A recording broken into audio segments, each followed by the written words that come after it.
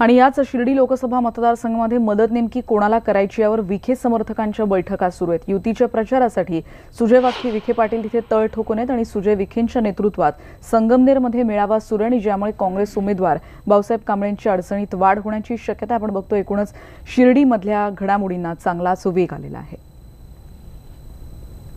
या संदर्भात अधिक माहिती घेणार आहोत। हरीश दिमोटे आमचे प्रतिनिधी आता आपल्या सोबत आहेत। हरीश, मोठ्या राजकीय घडामोडीच म्हणायला हव्या, नेमकं काय काय घडतंय?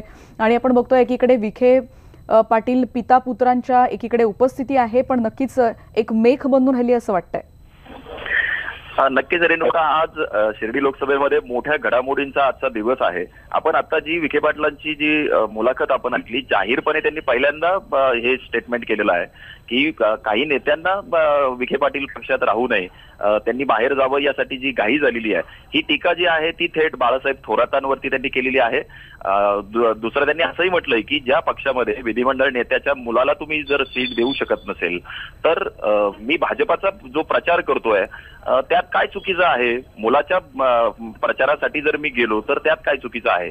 म्हणजे कुठेतरी पक्षाच्या विरोधात देखील आज विखे पाटलांची भूमिका दिसते, जाहीरपणे ते आज बोलतायत। दुसरीकडे भाऊसाहेब कांबळेंना थोरात मदत करतायत, म्हणून कुठेतरी थोरातांना शह देण्यासाठी विखे पाटलांचे जे कार्यकर्ते आहेत ते देखील आता सक्रिय झालेत। गावोगावी बैठका सुरू आहेत, विखे पाटील स्वतः उपस्थित आहे।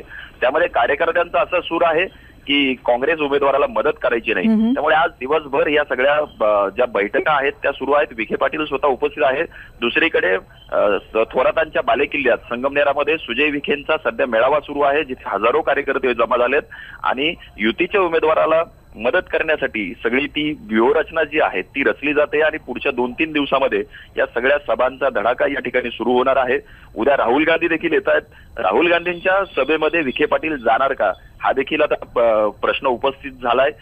त्यामुळे एकंदरीत मोठ्या घडामोडी सध्या शिर्डी लोकसभा मतदारसंघात सुरू असलेल्या दिसत आहेत। निश्चितच हरीश यांच्याकडून आपण सातत्याने याचे अपडेट्स घेत राहणार आहोत। या दोन महत्त्वाच्या घडामोडी आता आपण बघितल्या सुरू आहेत सध्या शिर्डीमध्ये।